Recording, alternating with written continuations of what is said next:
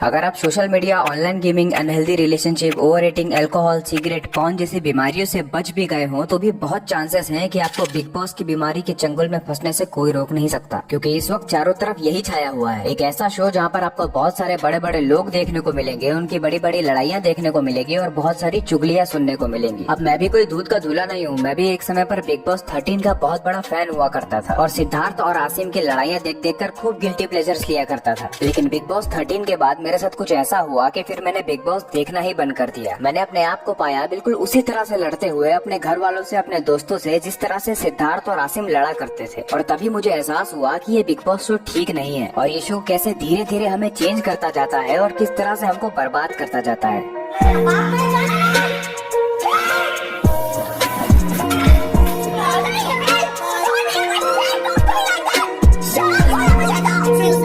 उसके बाद भी तू उसको बोल क्या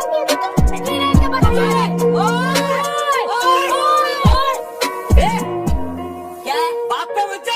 अच्छा, तुम पता लग गया बेवकूफी है वो। काय को बोल रहे हैं बेवकूफ का बच्चा?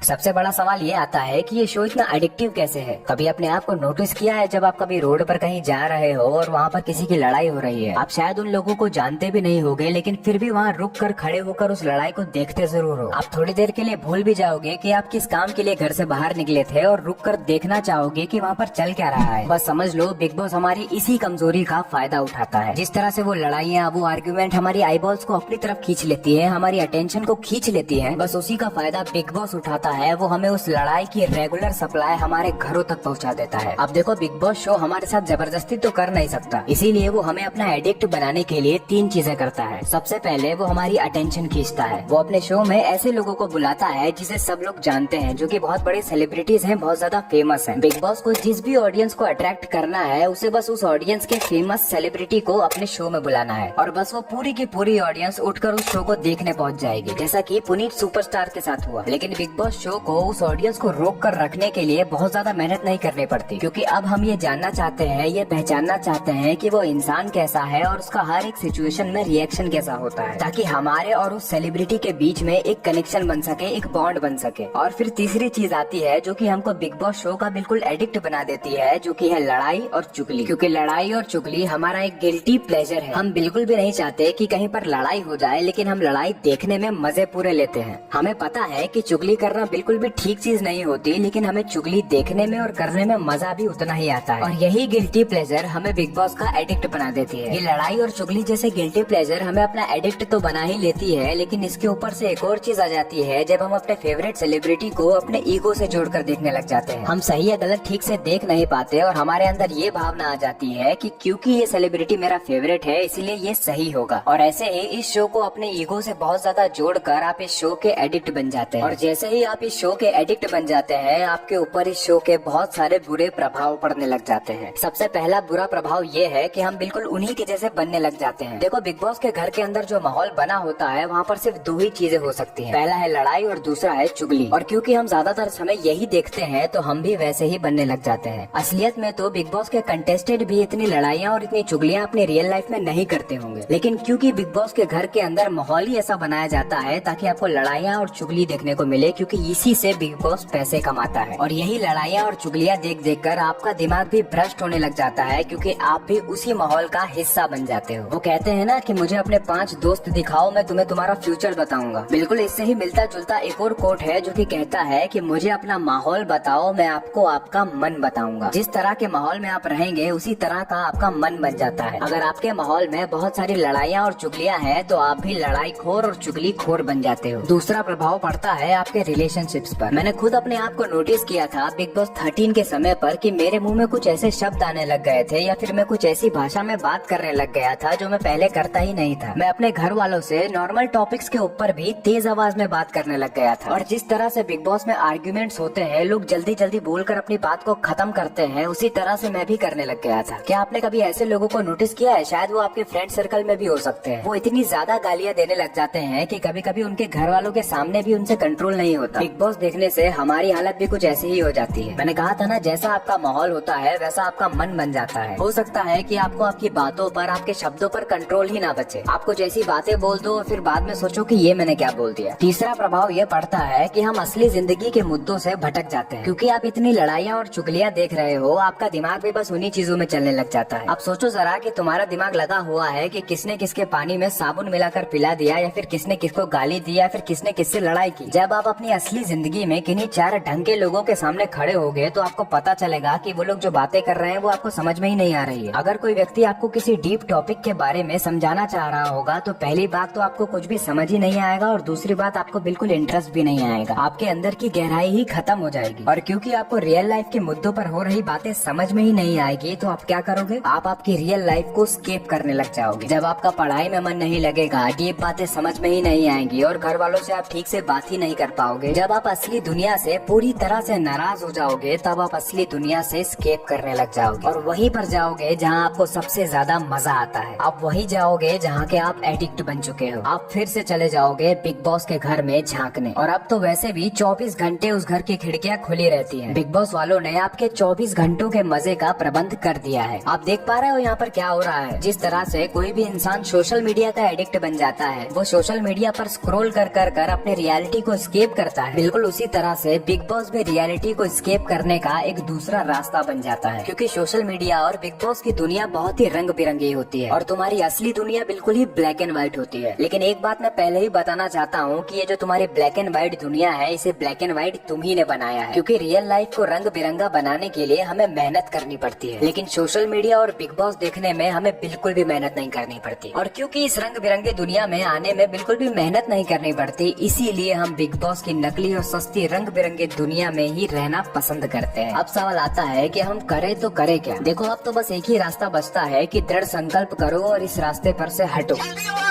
और जो तुम्हारी real life black and white पड़ी है उसको रंग बिरंगा बनाने पर ध्यान दो। देखो, बड़ी सिंपल सी बात है। एक दिन में तुम्हारे पास 24 घंटे हैं, और क्योंकि उस 24 घंटे में तुम्हारे पास कुछ भी ऐसा करने के लिए नहीं है जो कि सचमुच में करने लायक है, इसीलिए तुम्हें तुम्हारे वो 24 घंटे बहुत ही ज्यादा भारी लगते हैं। इसीलिए उस 24 घंटे को जल्द से जल्द खत्म करने के लिए तुम ऐसी ही रंग बिरंगी दुनिया में चले जाते हो जिसका नाम है सोशल मीडिया और big boss. Big boss show अपने 24 घंटों को आसानी से खत्म करने का एक तरीका है। जिस इंसान के पास सचमुच में अपनी लाइफ का एक पर्पस है ना, वो बैठकर बिग बॉस नहीं देख रहा होगा, वो अपने 24 घंटों का सही इस्तेमाल कर रहा होगा। देखो, तुमको ये सब करने से कोई रोक नहीं सकता। तुम चाहे तो 24 घंटे बैठकर बिग बॉस देखो, 24 घंटे बैठकर सोशल मीडिया चलाओ, लेकिन याद रखना कभी न कभी वो पॉइंट जरूर आएगा जब तुम्हें झटका मिलेगा और तुम्हें इस बिग बॉस की रंग बिरंगी दुनिया से बाहर आना पड़ेगा। और जब तुम अपनी रियल लाइफ में एंटर करोगे तब तुम्हें देखने को मिलेगा कि तुम्हारे पास करने के लिए कुछ भी नहीं है। तुम डायरेक्शन लेस हो, तुम पर्पस लेस हो। वो झटका तुम्हें रुला कर रख देगा, क्योंकि अब तुम चाहो या ना चाहो तुम्हें मजबूरी में मेहनत करनी ही पड़ेगी। और याद रखना, ये वो मेहनत नहीं है जो तुम अपने आप से करवा रहे हो अपने पर्पस तक पहुंचने के लिए। ये वो मेहनत है जो तुम्हारे हालात तुमसे करवा रहे हैं तुम्हें जिंदा रखने के लिए। अगर मिडिल क्लास फैमिली से आते हो तो मेरी बात से रिलेट जरूर कर पा रहे हो। अब है तो सब कुछ तुम्हारे ही हाथ में। अगर मेरी बात माननी है तो मान लो, वरना इंतजार करो उस दिन का जब तुम्हें झटका लगेगा। अगर मेरी बात तुम्हें समझ में आई है तो इस वीडियो को उस दोस्त के साथ शेयर करो जो बहुत ज्यादा बिग बॉस देखता है।